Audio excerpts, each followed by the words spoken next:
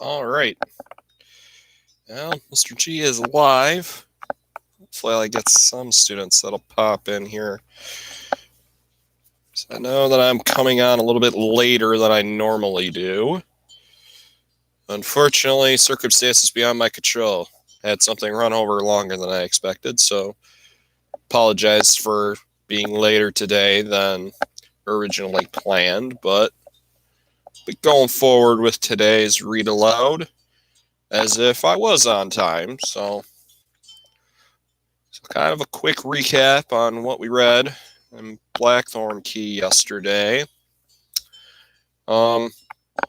It's now the next day after Master Benedict returned after what appeared to be that he was attacked, or he was roughed up, and he was also burned to a certain degree. And we started the chapter yesterday, chapter 5, with Christopher researching about how to open his metal die that he got from Master Benedict, and his only hint from Master Benedict was the symbols on the die, the 5 rings with what appeared to be some sort of circle in the middle, and the fact that the book that he pointed to was a book about astronomy. We started chapter 5 with Christopher being woken up with someone banging on the door of the shop. Said, Christopher, let me in. And lo and behold, it's his buddy Thomas. Thomas has returned after being shooed away the previous day after the incident with the cannon. And Tom has brought Christopher a gift, as today is Christopher's birthday. And he brought him an apple pie, which was Christopher's favorite. So it's a rare treat that he got. And Thomas is trying to help Christopher figure out how to open the die. Thomas is a little confused about, that there's a little hole. So he says the key is supposed to fit in there. There's no such thing as a round key. And what the heck are you looking at this book? And he can't pronounce it because it's in Latin and not English. And Christopher explains that it's a book written by Galileo, and it's about the solar system, the planets, and about how the planets revolve around the sun. Now, this is news to Thomas, who's like, I thought the Earth was the center of the solar system. Well, that sounds like, the guy that the author's name, it sounds Catholic, and I don't like that. Again, bringing up the old wounds of the Protestants, Puritans versus the Catholics of England at the time. And what Christopher discovers is, Mercury's the key because that's the one missing planet on the die. And so he grabs a jar full of what he first calls quicksilver, which is the liquid metal, which is mercury. And after doing some testing, he figures out, I got to pour it into the hole. The mercury is going to act as the key. So all of a sudden he pours in the mercury, it pops open, reveals that there is a silver shilling coin in the die, which is more money than Christopher has ever held onto in his life. It's worth about 12 pennies, but, given that it's in the olden times, it's still a lot of money, even though it's not worth a whole lot today. And it's Oak Apple Day, which is the celebration of the return of Charles II, who 6 years prior was removed from the throne during a Puritan rebellion. And so it's celebrating his return. It's been 6 years since he's been back on the throne. And it's a big celebration that happens across England, and especially in the capital of London, where we're at. And so Thomas and Christopher decide they're going to, see the sights. They're going to get some icy cream. They're going to, get some other snacks, go visit the sites, see, the jugglers, entertainers of all sorts. And Christopher decides to buy half a dozen rotten eggs.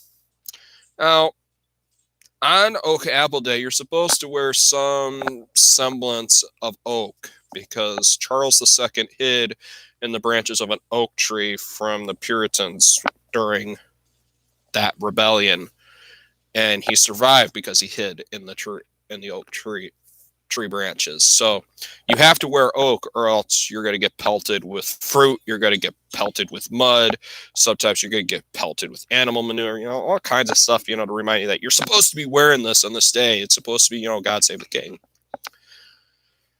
Christopher comes across Nathaniel Stubbs, who's walking the streets, and he notices that his oak blossom is about to fall off.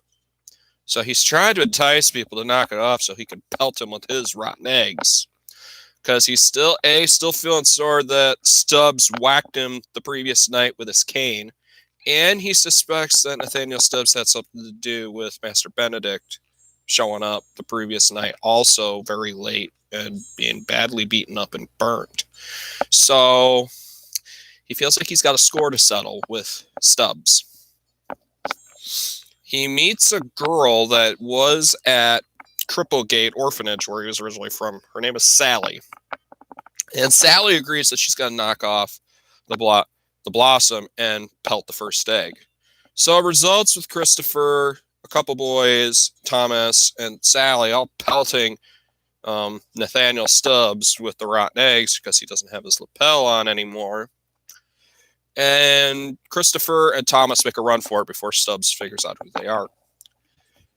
And we end up in another part of London where now this old, disheveled looking crazy madman grabs upon Christopher, yelling about, that, this is a sign that, times are changing.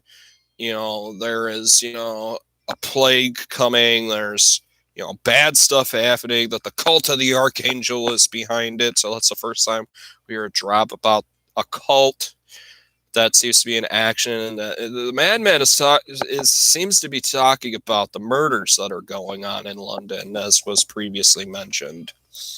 And we ended with Christopher and Thomas witnessing the King's Warden, Lord Ashcombe, riding through the streets into a private garden where some men-at-arms had dug up a flower bed and they found a severed arm that was burnt. So what appears to be is they found another murder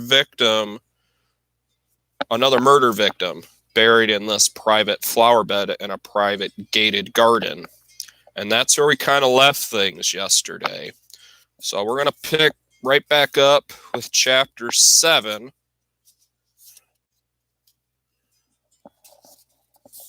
Tom and I burst into the shop, tumbling over ourselves. "Master," I said, "there's been another murder." I broke off. Master Benedict was kneeling beside the counter, trying to gather cream-covered pieces of pottery from a shattered jar with his bandaged hands. A second smaller jar had fallen beside the first. It had cracked a chunk off the bottom and was pumping out the last of the boar's blood. A scarlet liquid in rivulets down the seams of the floorboards and stained the knees of his breeches. I went to him. "Are you all right?" He held up his hands, his fingertips poking through bulky cloth. "These bandages are decidedly inconvenient." I knelt beside him. "I'll take care of this, master. You should be resting." "I'm fine." He continued to collect the slippery shards until I placed my hands on his. He sighed, then nodded. "We'll need more burnt cream." "I'll make it tonight," I said. I began to collect the pieces of the broken jars. Tom came to help, dodging the boar's blood that had tracked across the floor as if it hunted his shoes. "I'll get some sand," Tom said. "Bring the sawdust instead," I said. "It's in the tub next to the oven in the workshop." Tom hauled the heavy tub from the back a lot more easily than I could have. We scooped up handfuls of sawdust and dumped them onto the floor. The sawdust clumped, turning red, soaking up the blood very quickly. Master Benedict watched us, curious. "This is why you collect sawdust?" I nodded. The masters at the orphanage used it. Better for spills than sand. Gets rid of the smell, too. Which was a blessing when 50 sick children were squirting fluids from every end. Ugh, that doesn't sound very pleasant. It was funny how fascinated Master Benedict seemed by the sawdust. Cleaning spills was an apprentice's job, so it's not something he had given any thought to since I'd joined him. Still, sawdust instead of the sand was so ordinary it hardly seemed to deserve my master's interest. It was just a simple technique I had grown up with, and I thought he knew everything. He stared out the window, lost in thought.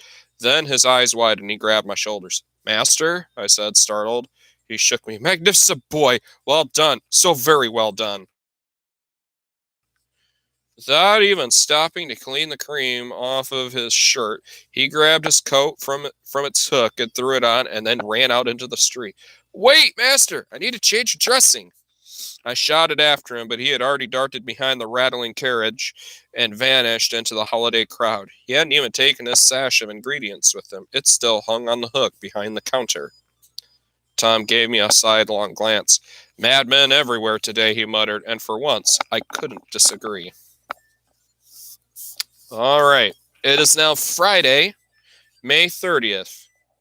The year is still 1665. The feast of the burning of Joan of Arc, heretic. Joan of Arc, for those of you that don't know, she was a peasant woman in France who claimed at the time, said that God spoke to her and to join the French army and that she would be the one to drive the English out of France once and for all during the 100 Years of War.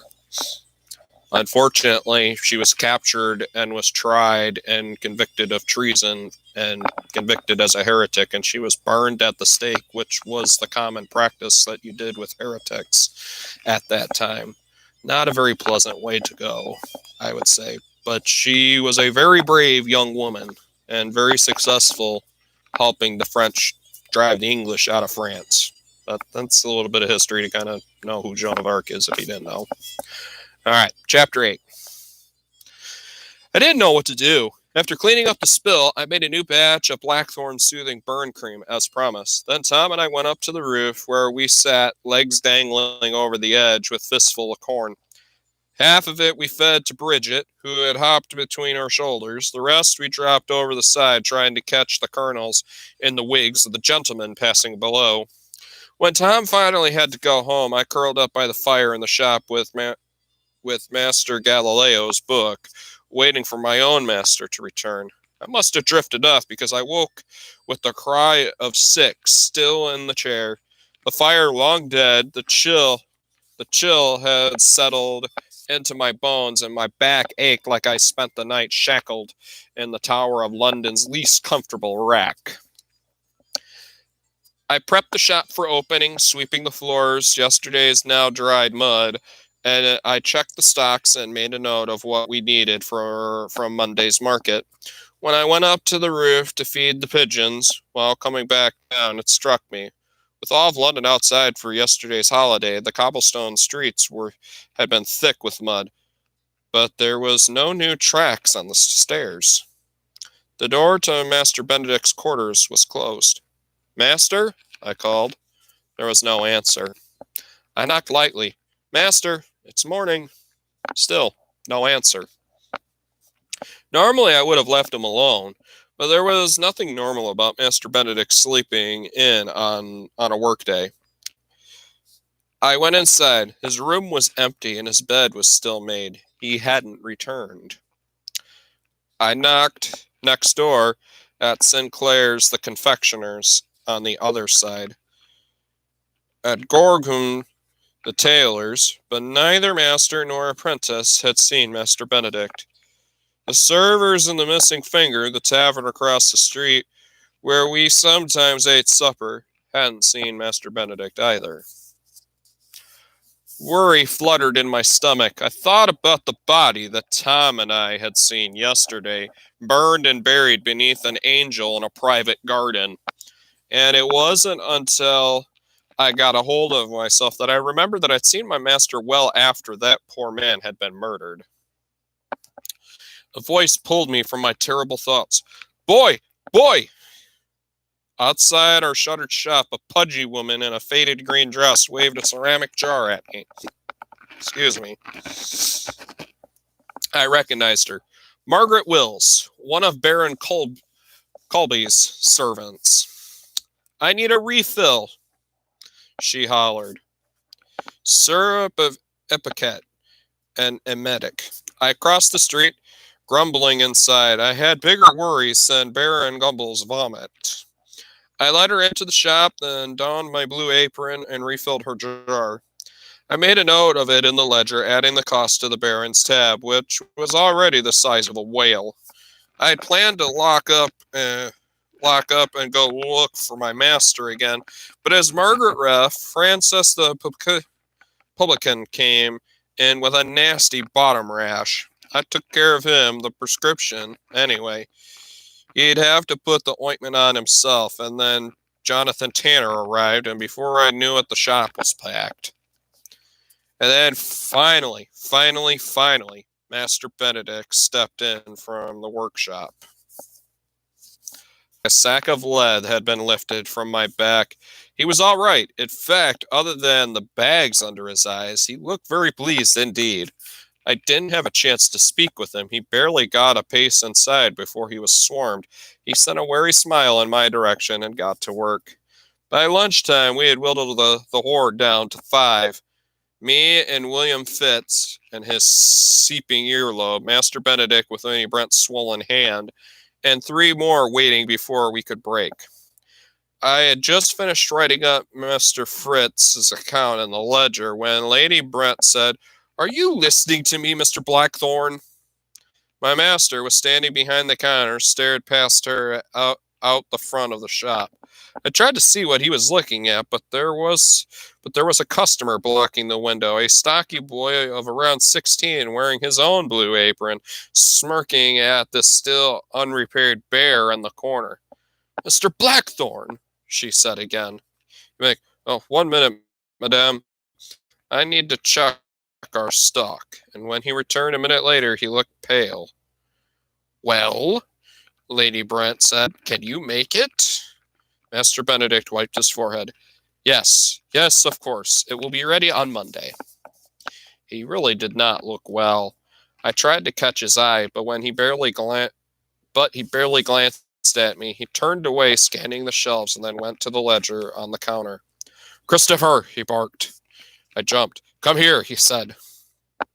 I went around the counter. My master no longer looked ill, bony finger at the ledger. "Did you serve Baron Colby this morning?" "Yes, master," I stammered, "his maidservant." "And did I not ask you twice to collect his account the next time she came?" "Hattie, I'm sorry, master, but I don't remember." He smacked me on the side of my jaw, an open-handed blow that cracked like a thunderclap. I stumbled back into the shelf hard enough to make the jars rattle. "You are useless," he said. I stayed there, hunched against the wood. My cheek burned. It hurt worse inside.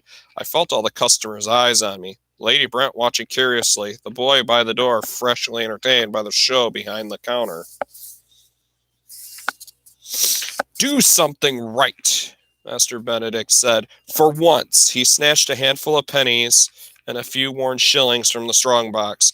"Go to the exchange and purchase all the natron they carry, and do not return until you have."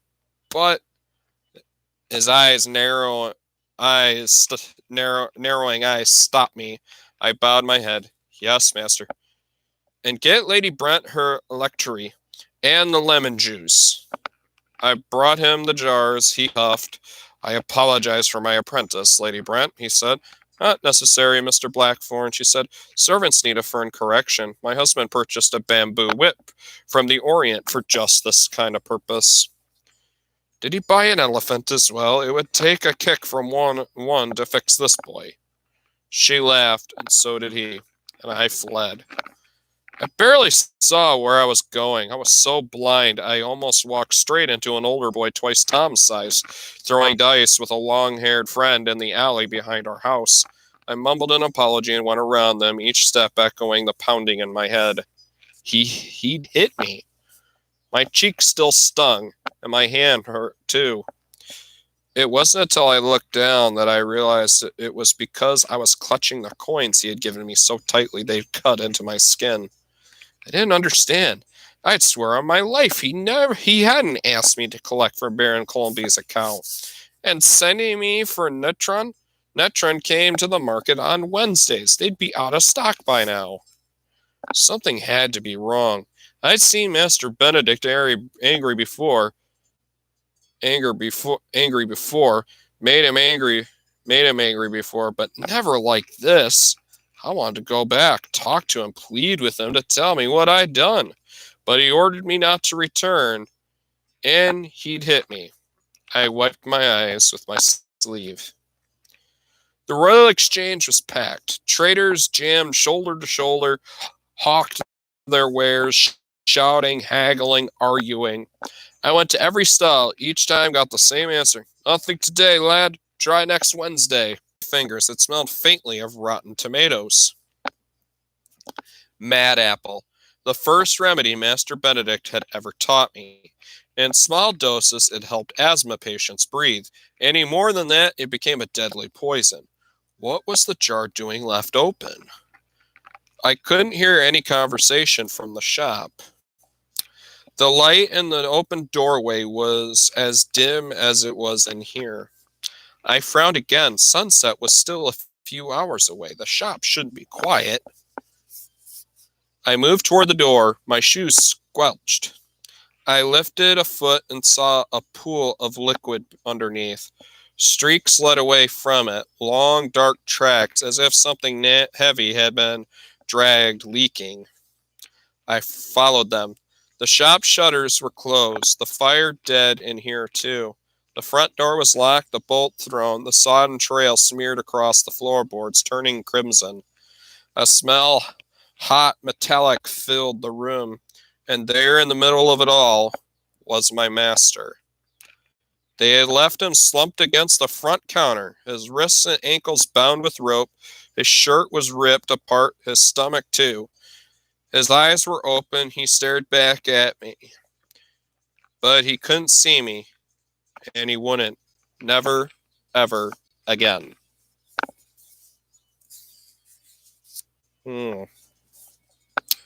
Sounds like Master Benedict is the latest victim, guys. You're in luck. Those are 2 short chapters. I will read one more, so you get 3 today. Chapter 9. They all came. Sinclair the confectioner, Gorman the tailor, Francis the publican, and his servers. Others came too, neighbors and strangers crammed in gawking. By the time they had arrived, I had already cut the ropes that had bound my master and laid him out on the floor. The scraps of rope lay beside him next to the woolen blanket I had used to cover his body, now stained red. I was stained, too, from when I held him.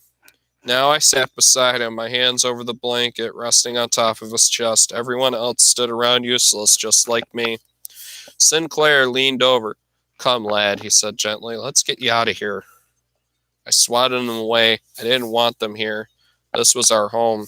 So many staring. I wanted to lie down and sink into the floorboards to go to sleep, to never wake up.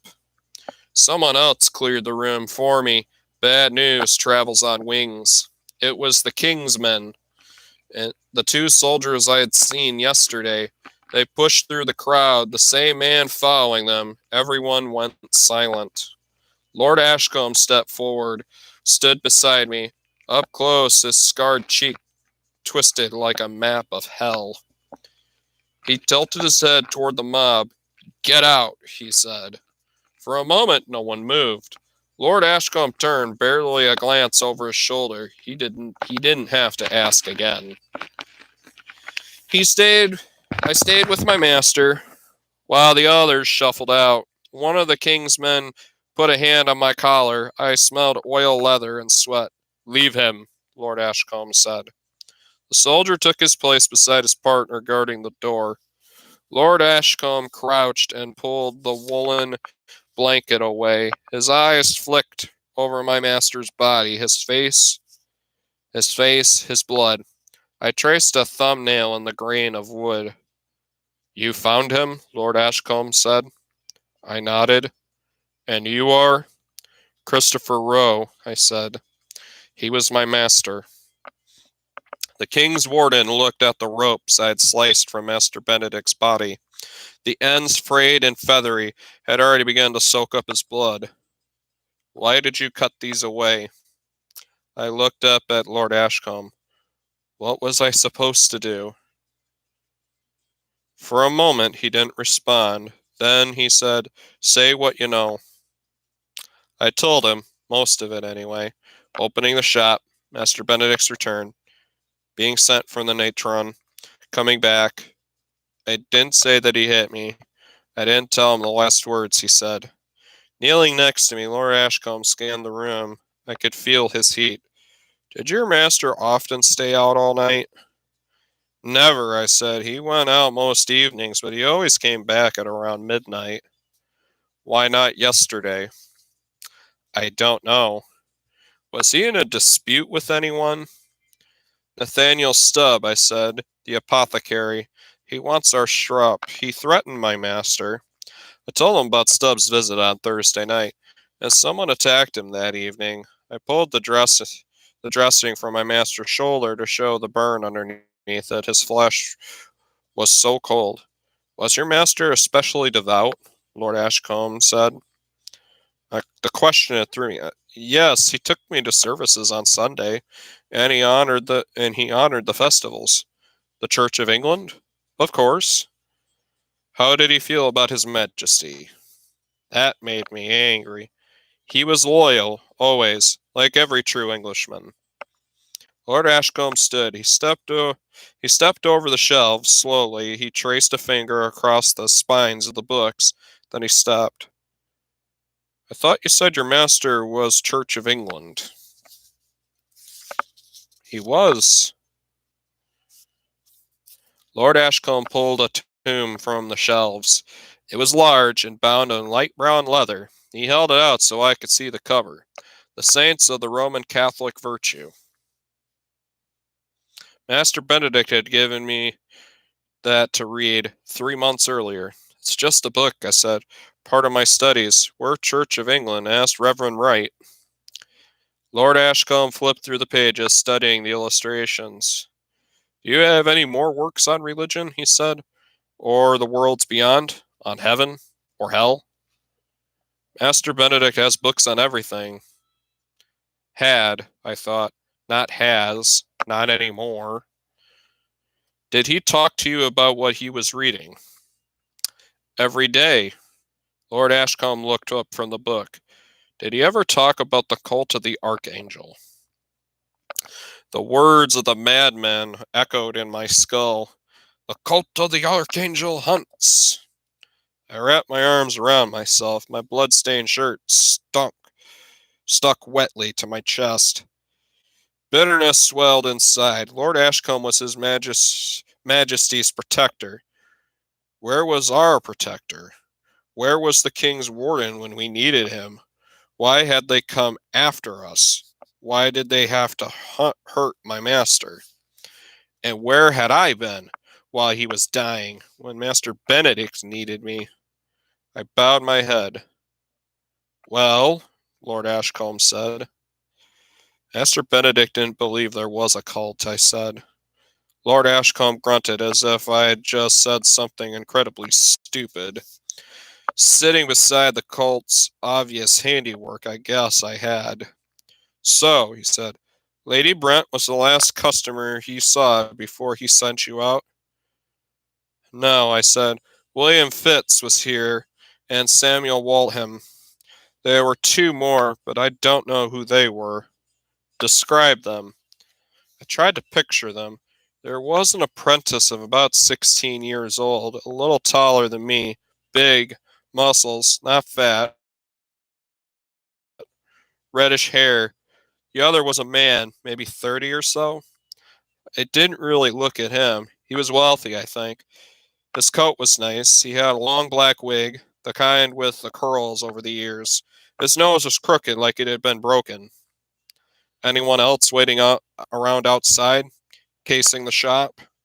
I didn't remember seeing anyone casing the shop. Then again, I hadn't been paying attention to anything when I had left. I had been too busy feeling sorry for myself. Now I felt so ashamed. You were gone for the afternoon, Lord Ashcombe said. I nodded. So others could have come in. Suddenly I stiffened. The ledger. Lord Ashcombe looked blank. We track it. We keep track of everything we sell, I said. If there were other customers, I broke off. What's wrong? The ledger, I said. It's gone. It wasn't on the counter anymore. The inkwell was still there, unstoppered. There was blood, too, already drying on the crusty brown smeared on the side of the wood. Otherwise, the counter was empty. I walked around to see if the ledger had fallen behind it, but the book wasn't there either. Just my straw mattress and pillow, my puzzle cube, and the knife resting on top, and an empty strong box. I turned it over. They took our money, I said. Lord Ashcombe pointed. What's that? There it was. The ledger was on the shelf under a jar of lemon juice, the one Master Benedict had ordered me to bring him before I left. The quill was on the top of the leather cover, or at least the pieces of it were. Someone had snapped it in two. Lord Ashcombe got there first. He tugged the ledger from under the jar, leaving the ceramic rattling on the wood. He laid the book on the counter and opened it, flipping to the pages until he had gone to the end. I could still smell the citrus tang of the lemon. He studied it for a moment. I can't read this, he said. I hadn't expected him to. In the ledger, Master Benedict wrote names and remedies in shorthand and often in Latin. He had taught me the same code. We did it partly because it was faster and partly because it was another way to keep our business secret. Most of the day's entries were mine, but the last three were in my master's hand.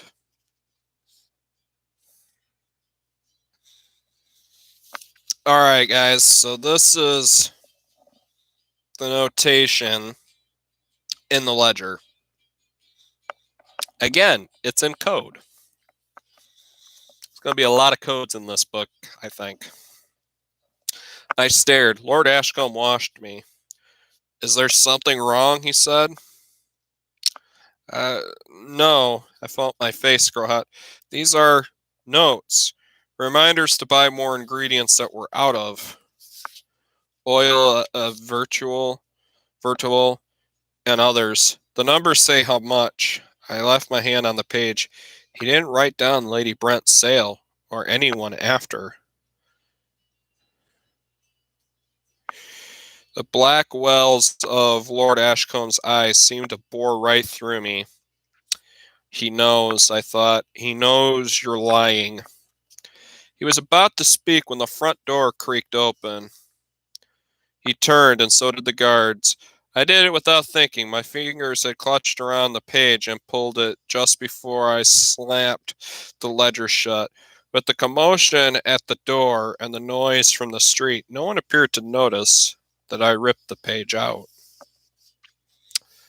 All right, guys, I am going to stop right there for today.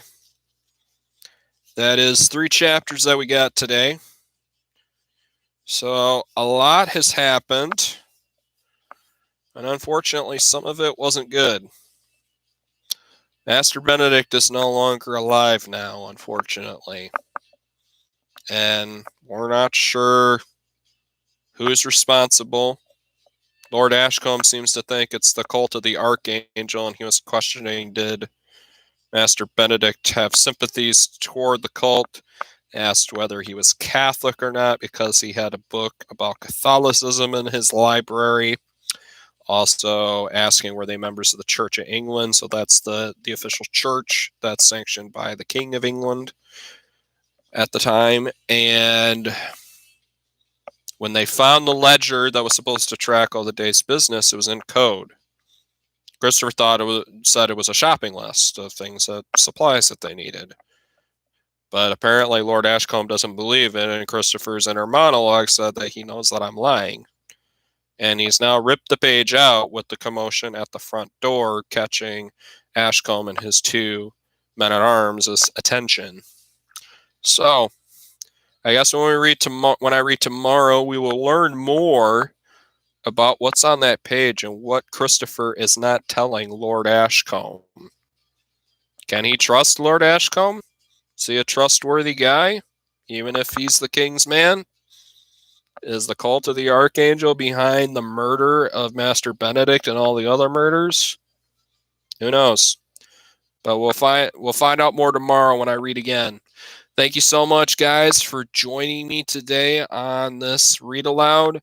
I will definitely, again, try to go live at 1 o'clock tomorrow. Hopefully my schedule holds where that will happen tomorrow at that time. If not, just like today, I will try to give you guys a little bit of notice to let you know that I'm running behind and the new time, obviously. But it is still always my intention to try to keep it at the time that I commit to at the beginning of the week. That way, families, you guys can set it on your calendars, because I know you got other things going on, and it's better if things are on a schedule. So I'm going to try to keep to that if I can. Again, thank you so much for joining me, and I will see you on the next stream. Bye, guys.